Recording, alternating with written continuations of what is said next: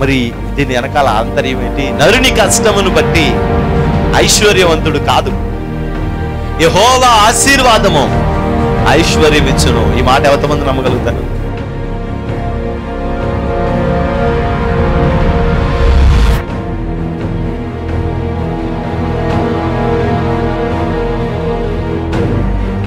ఆ రక్షణను మనం చూడాలి, అనేక ఆత్మల రక్షణను మనం చూడాలి. దేవుని యొక్క మందిరంలో దేవుడు చేసే అద్భుత కార్యాలన్నిటినీ మన కన్నులారా మనం చూడాలి. నేడు ఈ ఇంటికి రక్షణ వచ్చింది. ఎప్పుడో మన దోషములను మనం విడిచిపెట్టుకున్నాం.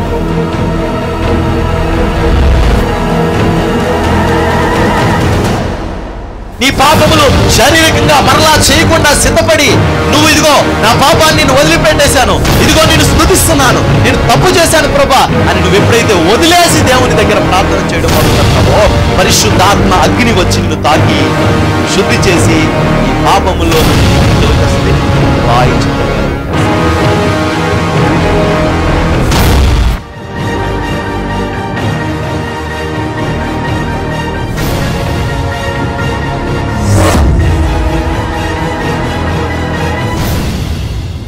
రోజు రాత్రి ప్రార్థన చేస్తే ఇలా జరిగింది కదా. కాబట్టి నేను ప్రతి వారం ఒక రాత్రంతా మెలకుగా ఉండి ఇలాగే ప్రార్థన చేస్తాను అని మొదలుపెట్టిందంట. ప్రతి వారం ఒక్కసారి. మనలా దొంగ ఆల్నైట్లు కాదు, పేరేమో మనం ఏం చేస్తాం, ఆల్ నైట్ అని వేసుకుందాం. ఉండేదేమో హాఫ్ నైట్ కూడా కాదు. మళ్ళా దొంగ ఆల్ నైట్లు కాదు, సూర్యుడు కనపడాలి. దేవునికి స్తోత్రం, హల్లెలూయా. సూర్యుడు కనపడాలి. అలాగా నలిగి నలిగి నలిగి నలిగి నలిగి కొన్ని వారాల కంట, కొన్ని నెలల కంట ఆమె స్థితిలో మార్పు రావడం మొదలైందంట. మీరైతే ఏమనుకుంటారు తెలుసా, ఇంకా జీవితం బతుకే ఉండదు అలా గనక మేము నైట్లు కనుక మెలకుగా ఉన్నాం అంటే.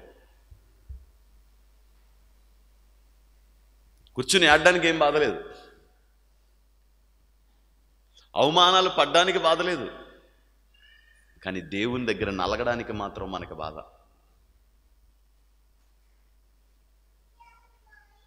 దేవుడి దగ్గర నలిగిపోవడానికి బాధ.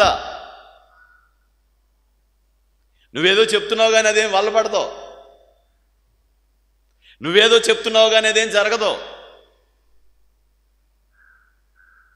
ఎక్కువ కష్టాలు ఎవరికి ఉన్నాయి? చాలామంది ఎత్తుతారు. ఇలా ఎంతమంది ప్రార్థన చేస్తారంటే, ఆది కాండం పక్కన ఏదో ఉంటుంది కదా, ఏంటిది అసలు నా మాట విన్నట్టు. ఎక్కువ శోధనలు ఎవరికి ఉన్నాయి? మరి ఇలా ఎంతమంది ప్రార్థన చేస్తారు? వాక్యాలు అన్నీ బాగానే రాశారు కానీ కలర్ ఒక మ్యాచింగ్ అయితే బాగుంటుంది, అటు చుట్టూ ఉంటారు.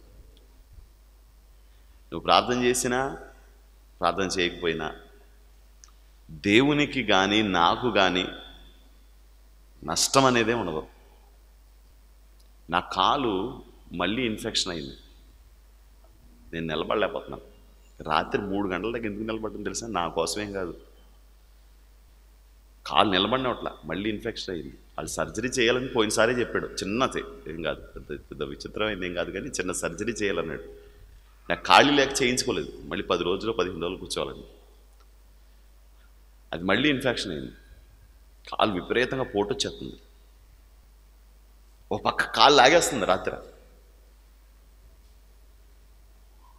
నా సమస్యలు ఏవి తీరాలని నేను రాత్రి ప్రార్థన చేయలే. కనీసం ఇంకొక గంట ప్రార్థన చేసినప్పుడు ఆ దేవుడు కనికరం చూపుతాడేమో, దేవుని పిల్లల మేరకు మేలు చేస్తాడేమో అని ఆశ.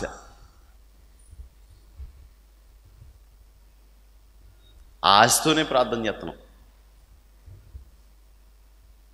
దేవుని సన్నిధిలో మీరు చేసినా చేయకపోయినా నష్టం నాకు లేదు. మీరు పాడినా పాడకపోయినా నాకు నష్టం లేదు, వచ్చినా రాకపోయినా నష్టం లేదు. కానీ చేస్తే మాత్రం లాభపడేది ఎక్కువగా మీరే. చేస్తే ఎక్కువగా ఆశీర్వదించబడేది మీరే. నీ ఇల్లును ఒక బలిపీఠంగా నువ్వు ఎప్పుడైతే మార్చుకుంటావో, నీ ఇంటిని దేవుని సన్నిధిగా నువ్వు ఎప్పుడు మార్చుకుంటావో, అప్పుడే నీ జీవితం ఆశీర్వదించబడుతుంది. కర్ర మిషన్లోకి వెళ్ళాలి, విరిగి నలగాలి. చాలా మందికి కన్నీటి ప్రార్థన కరువు అయిపోయింది. ఏడుస్తారు, మామూలుగా ఏడుస్తారు. అన్న దగ్గర, తమ్ముడు దగ్గర, చెల్లి దగ్గర, భర్త దగ్గర, భార్య దగ్గర. ప్రార్థనలో మోకరించిన తర్వాత ఎంతమంది కన్నీళ్లు కార్చి ప్రార్థన చేస్తున్నారు చెప్పండి? ఎంతమంది ఏడుపు అలా కారుతుందో చెప్పండి? పరుపు తడిచి ఎంత ఏడుస్తున్నారు చెప్పండి? అంత కన్నీరు ఎవరు కారుస్తున్నారు చెప్పండి? రాయలంలో ఒక ఆమె అందే, నేను దేవుని దగ్గర ఏడుస్తాను కాబట్టి ప్రజల దగ్గర ఏడవలసిన అవసరం నాకు లేదు అందే.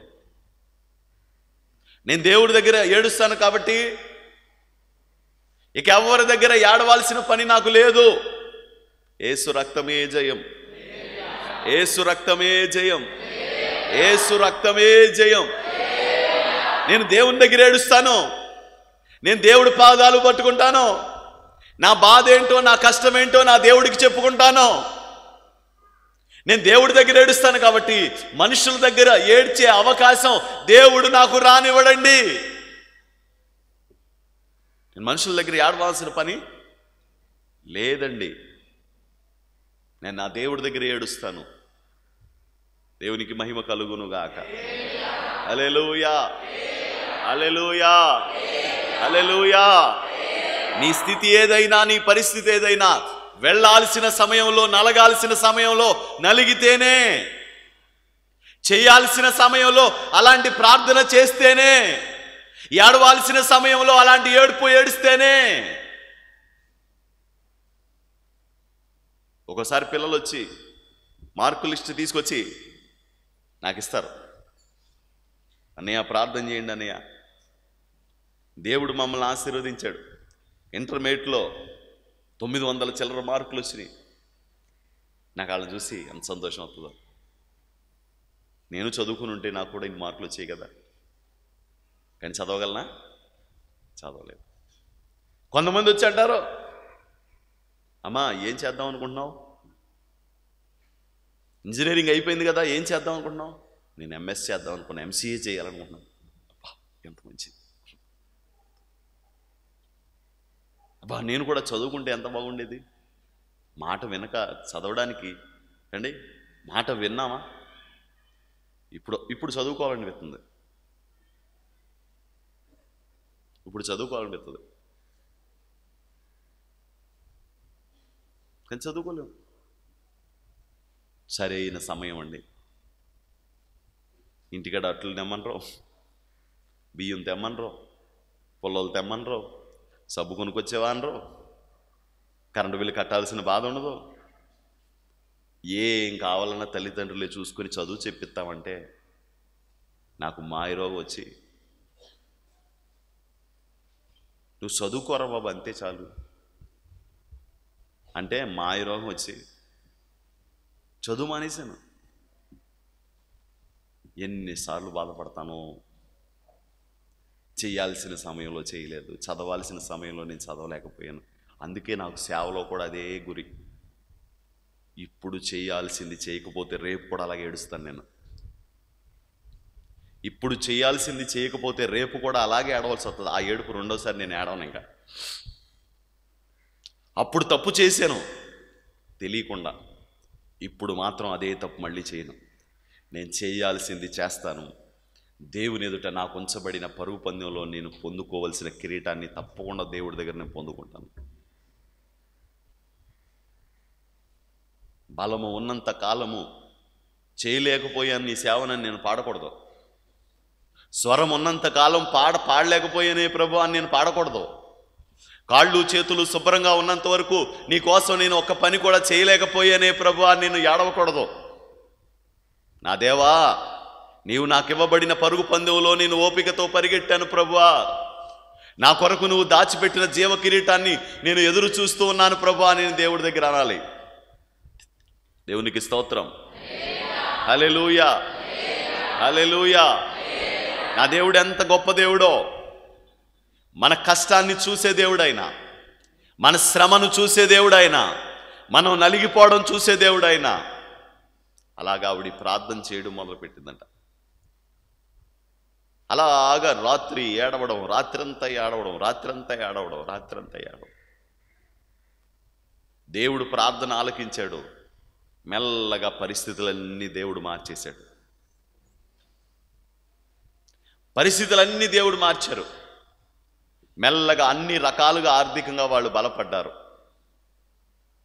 శారీరకంగా బలపడ్డారు, మానసికంగా బలపడ్డారు.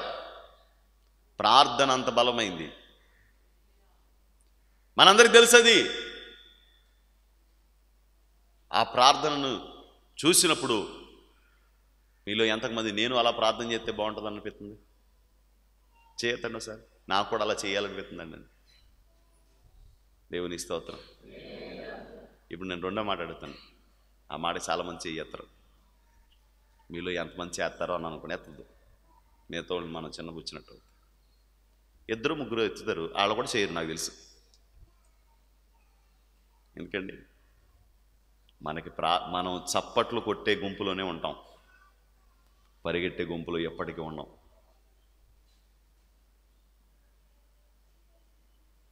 పరిగెడుతుంటే పీటీ ఉషా పరిగెడుతుంటే చప్పట్లు కొడతారట. మన బతుకంతా క్రికెట్ చూసి చప్పట్లు కొట్టడమే. మన జీవితం అంతా కీబోర్డ్స్ వాయించేవాళ్ళని చూసి చప్పట్లు కొట్టడమే. మన జీవితం అంతా కూడా ఎక్కడికో ఉన్నతమైన స్థానాలు ఎక్కుతున్న వాళ్ళని చూసి చప్పట్లు కొట్టడమే. కానీ మనం ఆ స్థితిలో ఉండాలి, మనం అలాంటి అనుభవాల్లో ముందుకు నడవాలి అనే ఆలోచన మనకి లేదు. అయితే కొన్ని సంవత్సరాలకే మారిపోయింది పరిస్థితి. ఎవరో యోసేపు లాంటి వాళ్ళు వచ్చి, ఆంటీ మా పరిస్థితులు బాగోలేదు ఆంటీ. ఏంటంటే, నాయన నేను ఇలా ప్రార్థన చేశాను, నువ్వు కూడా అలా ప్రార్థన చేయి, దేవుడు కార్యం చేస్తాడు. ఆడ మనిషి మాట. సరే అమ్మా, అయితే నేను ఇలా ఇంతకాలం నుంచి ఇంచుమించు 3 ఏళ్ళ నుంచి అలా శనివారం శుక్రవారం ఏదో ఒక రోజు రాత్రి సంథింగ్ ఆవిడ చెప్పింది, ప్రార్థన చేసింది, నా బ్రతుకు మారింది. నువ్వు కూడా రా తల్లి, నేను ప్రార్థన చేసుకున్నప్పుడు నీకు కూడా ప్రార్థన చేస్తాను. ఇంకొక ఆమె వచ్చిందంట. ఆమె మాట విని, ఏమండి ఇంత జరుగుతుంటే మేమెందుకు ప్రార్థన చేయమండి, ఇంత జరుగుతుంటే మేమెందుకు ఏడమండి, మేము కూడా ప్రార్థన చేస్తామమ్మా, మీతో వస్తామని. వాక్యం లేదు, ఆరాధన లేదు, ఏమీ లేదు. ఏంటి తెలుసని, రాత్రి అంతా ప్రార్థన చేస్తూ ఉంటారంట. మిగతా వాళ్ళందరూ ఏకీభవిస్తూ ఉంటారంట. అందరూ అలా ప్రార్థన చేసి మొరబెట్టి పెనుగులాడుతూ ఉంటారంట. ఈరోజు నాని జీవితంలో మనం ఆ గురి, ఆ అనుభవం వచ్చేదాకా ప్రయాసపడాలి. నాకు తెల్లవారుజామున ఎప్పుడూ పడదు నిద్ర. అప్పటిదాకా ఆలాపల్లే.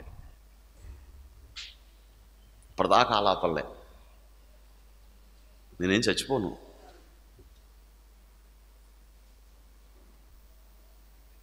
తెల్లవారుజామున దాకా అలా పెనుగులాడుతూ ఉంటాం. ఏదో విషయం పెనుగులాట, ఏదో విషయంలో పెనుగులాట దేవుడి దగ్గర. ఒక 6 నెలల తర్వాత జరిగే విషయం కొరకు నేను ఇప్పుడే సిద్ధపడతా ఉంటాను ప్రార్థనలో.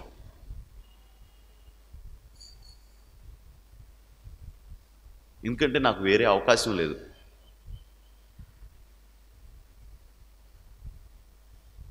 వదిలేస్తే మొక్కే ఎండిపోతుంది. వదిలి మీ ఇంటి మీద పెంచుకుంటారు కదా మొక్కలు, ఈ టైంలో అయితే మీరు వదిలేస్తే 4 రోజులకి కుండీలన్నీ ఎండిపోతాయి, మొక్కే ఎండిపోతుంది. మన ఆంతర్య పురుషుణ్ణి ఎంతగా పదును పెట్టి ఆత్మీయ జీవితంలో మెరుగుపరుచుకోవాలి,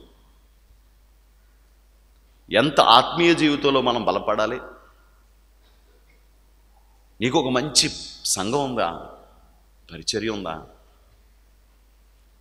రోజు ప్రార్థన చేయడానికి ప్రేయర్ టవర్ కట్టాం. ఎంతమంది ప్రార్థన చేసుకోవడానికి సిద్ధపడి వస్తున్నారు, కొంతమంది ప్రార్థన చేస్తున్నారు. రోజు మిమ్మల్ని దేవుడు ఇంకా బలపరుస్తాడు. మీరు ఓపికతో నడుచుకుని వచ్చి దేవుని సన్నిధిలో కొంతమంది ప్రతినిత్యము ప్రార్థన చేస్తూ ఉన్నారు. మీ ప్రార్థనలు దేవుడు నిష్ప్రయోజనం ఎప్పటికీ చేయడు. అమ్మా, మీరు నలిగిన నలుగుడు వృధా కాదు. కానీ నేను చెప్పేది ఏంటంటే ఆరంభ స్వరత్వంలో ఉండకండి. ఇలాంటి సందర్భాలు, ఇలాంటి ప్రసంగాలు చేసినప్పుడు ఇన్స్పైర్ అయిపోయి ఒక 4 రోజులు వచ్చేసి ఆ తర్వాత మానేసే గుంపులో ఉండకండి. నేను ప్రార్థన చేసేది నా కోసం కాదు, నా సంఘం కోసం కాదు, నా కోసమే. ఒకవేళ నా పరిచర్య కొరకు నేను ప్రార్థన చేస్తే ఆ ప్రార్థన దేవుడు నాకు పరిచర్యకు మాత్రమే ఇచ్చి నాకు ఇవ్వకుండా మానడు. ఒక మంచి వెసులుబాటు ఉందండి మనకి.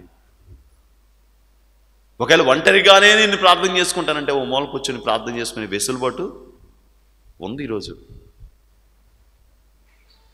లేదు, నేను ఒక 4 కలిసి మేము ప్రార్థన చేసుకుంటామంటే మీతో కూడా ప్రార్థన చేయడానికి వచ్చేవాళ్ళు ఎంతోమంది ఉన్నారు. కానీ మనం అదే సమయంలో ఏం చేస్తాం తెలుసండి, మామిడికాయ కోసుకొని శుభ్రంగా తినేసి శుభ్రంగా తన్ని పెట్టుకొని పడుకుంటాం. అమ్మా, నీకు శోధనలు ఏమి లేవా?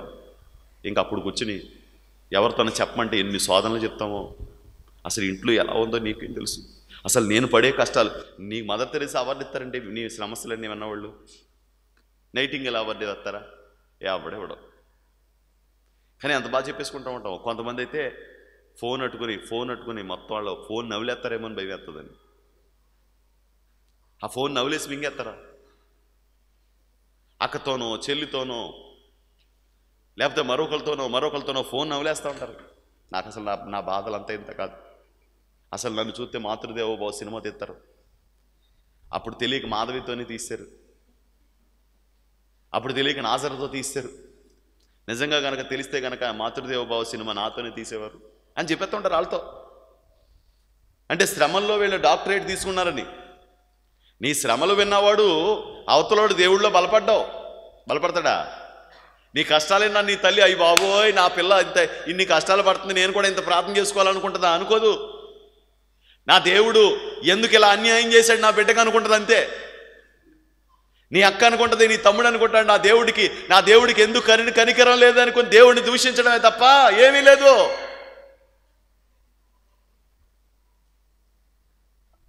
అదే సమయం దేవుడి మందిరంలో పడి ప్రార్థన చేస్తే, అదే సమయం దేవుడి పాదాలు పట్టుకోగలిగితే, అదే సమయం దేవుడి దగ్గర ఏడవగలిగితే, యేసయ్యా నన్ను కనికరించు, యేసయ్యా జ్ఞాపకం చేసుకో. రాదు ప్రార్థన మనకి. రాకపోవడానికి కారణం ఏంటి తెలుసండి? విజ్ఞాపనాత్మ మనలో లేడు. విజ్ఞాపనాత్మ రాడు మనలోకి. విజ్ఞాపనాత్మ రావాలంటే ఎప్పుడు నువ్వు దేవుణ్ణి స్మరిస్తూనే ఉండాలి, స్తుతిస్తూనే ఉండాలి. అప్పుడే నువ్వు అలా ప్రార్థన చేయగలవు. ఊరికే ప్రార్థన చేయట్లేకపోతున్నావు అనుకోకండి. నీకు ఆ అభిషేకం లేక ప్రార్థన చేయట్లేదు అంతే. వాళ్ళ మీద అభిషేకం ఉంది, అందుకే వాళ్ళు ప్రార్థన చేయగలుగుతున్నారు. ఆ 2-3 గంటలు ఎందుకు ప్రార్థన చేస్తున్నారు? దేవుని అభిషేకం వాళ్ళ తల మీద ఎప్పుడు ఉంటుంది. దేవునికి స్తోత్రం, హల్లెలూయా. అభిషేకం నా తలపైన, ఆత్మ అయిన వాడు నాలోనా. అభిషేకం నా తలపైన, ఆత్మ అయిన వాడు నాలోనా. ప్రకటించేదా శుభవార్త దీనులైన వారందరికీ.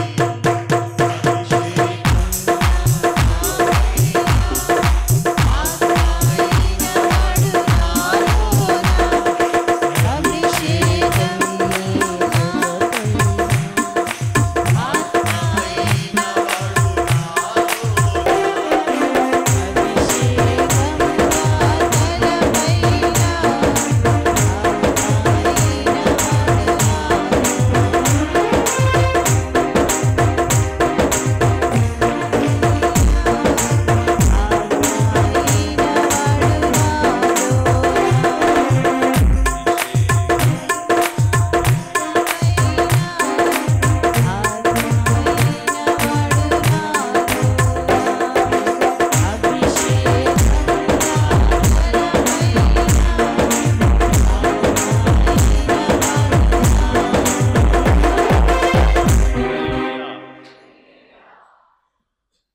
ఆ మిషన్ దగ్గరే నలగాలి, ఆ మిషన్లోనే నలగాలి. అంటే నువ్వు దేవుని మందిరంలోనే నలగాలి. మన దేవునికి అసాధ్యమైనది లేదు, మన దేవుడు చెయ్యలేనిది లేదు. మనకు ఆ సామర్థ్యం కనుకుంటే, మనం ప్రార్థన చేసే ఆ శక్తి ఉంటే, మనం ఏడవడం గనక మనకు వస్తే, మన కన్నీరు విడవడం గనక వస్తే, మనం విజ్ఞాపన చేయడం గనక వస్తే, నలుగురు వచ్చారంట, ఆ నలుగురితో ప్రార్థన చేస్తున్నారండి. ఆ తర్వాత 10 మంది వచ్చారంట, ఆ తర్వాత 20 మంది వచ్చారంట. అందుకనే నేను ఇంత గది కట్టుకున్నాను అంటుంది ఆవిడ. ఇప్పుడు ఎంతమంది అయిపోయారు? వాళ్ళు దెబ్బలాడుతున్నారంట, మాకు కుదరట్లేదు, మాకు ప్రార్థన వంతు రావట్లేదు, మాకు ప్రార్థన వంతు రావట్లేదు అని దెబ్బలాడుతున్నారంట.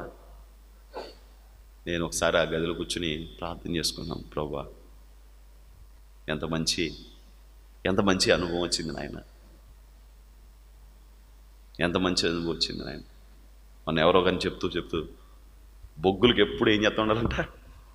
విసురుతానే ఉండాలి. కర్పూరం అలా పక్కన పెడితే ఏమవుద్ది? ఫైర్ అయిపోద్ది. చాలామంది విశ్వాసులు నిజంగా ఎలా ఉన్నారంటే బొగ్గుల్లాగే ఉన్నారు. విసిరితే రగిలిపోతూ ఉంటారు, వదిలేస్తే ఆరిపోతారు, బూడిదలాగా అయిపోతారు. విసిరినంతసేపు రగిలిపోతూ ఉంటారు. నాకు అనిపిస్తుంది, ఇంత మంచి వర్తమానాలు విని, ఇంత మంచి సందేశాలు విని కూడా వాళ్ళ ఆత్మీయ జీవితాలు ఎప్పటికీ కట్టుకోలేని దౌర్భాగ్యమైన స్థితికి వాళ్ళు వెళ్ళిపోతుంటే, వాళ్ళు వాత వేయబడిన మనస్సాక్షి గలవారై మారిపోయారు. వాత వేయబడిన మనస్సాక్షి గలవారై మారిపోయారు. ఎన్నో పాటల కీలకం ఏంటి చెప్పనండి? ప్రార్థన. ఎన్నో పాటల కీలకం ఏంటి? నువ్వు ఎన్ని పాటలు పాడితే ఏంటి ప్రార్థన చేయకుండా? నువ్వు ఈరోజు రక్షించబడ్డానికి కారణం ఏంటి తెలుసా? ఎవరో నీ కోసం చేసిన ప్రార్థన. ఈరోజు నువ్వు రక్షించబడిన తర్వాత ప్రార్థన చేయకపోతే లాభం ఏంటి? నేను రోజు 3 సార్లు ప్రార్థన చేస్తున్నారంటే బోల్డ్ మంది చేతులు ఎత్తారు. వద్దు మనకు ఆ 3 సార్లు ప్రార్థన, 30 సార్లు ప్రార్థన. మీకు అభిషేక ఆరాధన పండుగలో విషయం గురించి చెప్పాను. ఓ ముసలామె నా దగ్గర ఫోన్ తీసుకుని, మా మనవాడు ఫోన్ చేయండి అంటే చేసి ఇచ్చాను, నెంబర్ కొట్టాను. ఫోన్ తీసుకుంది.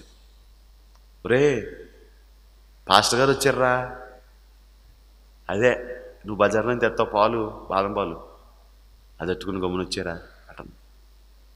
అమ్మ బాదం పాలు గేదం పాలు ఏమొద్దు, నువ్వు వాడు వచ్చేటి లేట్ అవుద్ది, వద్దు అట్టుకొచ్చేయే ఏమంటాను అనేసి.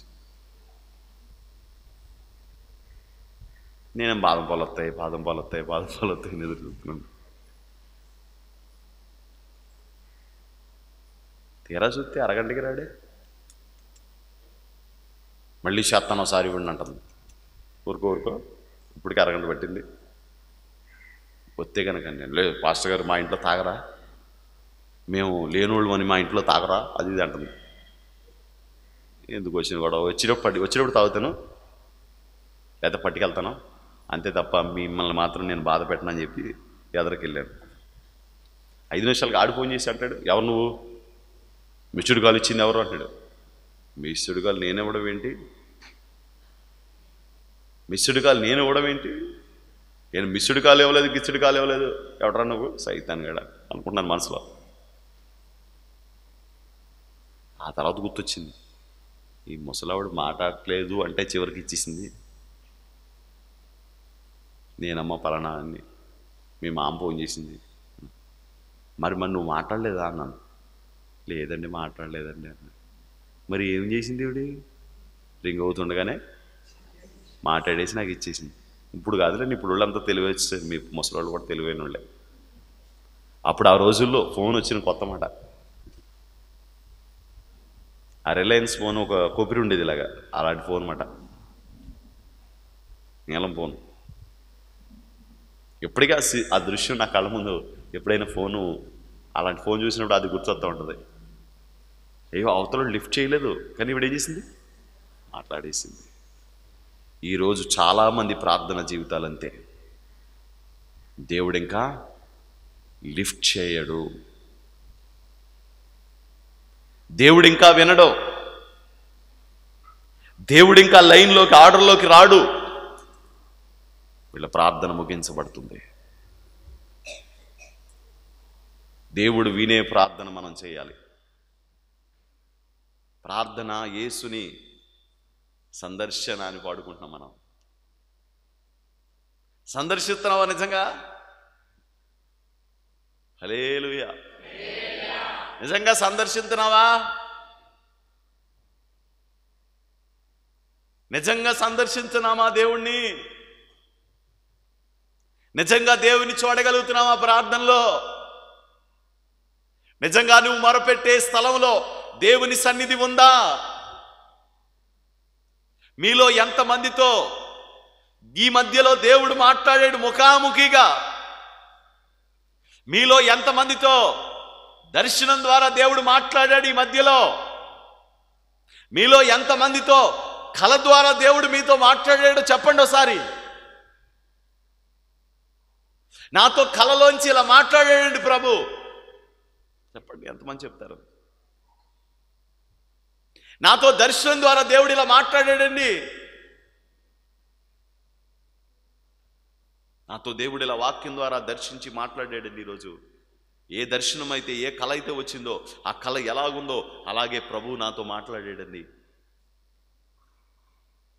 దేవునితో సన్నిహిత సంబంధం లేకుండా మనం చేసే ప్రార్థనల వల్ల నిష్ప్రయోజనమే తప్ప ప్రయోజనం ఏమీ కలగదు. చిన్న ప్రార్థన చేద్దాం. ప్రభువా, మీరు కనికరం చూపించండి, మీరు కృప చూపించండి, మీరు సాయం చేయండి, మీ చేతిని మీరు చాపండి.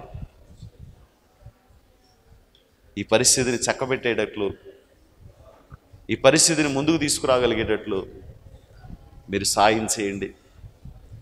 ఇది ఒకరితో ఇద్దరితో జరిగే పని కాదు. దాదాపు 30 లక్షలు మా ముందు టార్గెట్ ఉంది. అయా, మీరు కృప చూపించండి, మీరు సహాయం చేయండి ఆయన. మీ కృపాహస్తాన్ని చాపండి, మీ కనికరమును పంపండి. యూదులకు వేరొక దిక్కు నుంచి సహాయం వస్తుంది, కానీ నువ్వు మాత్రం మిగిలిపోతావు, నువ్వు మాత్రం అలా మిగిలిపోతావని ఎస్తేరుతో అన్నట్లుగా నేను ఈరోజు తొందరపడి మాట్లాడి ఉంటే క్షమించండి.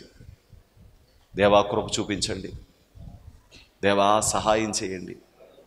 మీ కనికరము, మీ వాత్సల్యం ఆ పరిచర్య పక్షంగా మీరు అనుగ్రహించి మీరే గొప్ప కార్యాన్ని జరిగించి మహిమ, ఘనత, ప్రభావాలు పొందుకోమని, మీ కృపా ద్వారాలు తెరవమని యేసు నామం పేరట వేడుకొనుచున్నాము తండ్రి.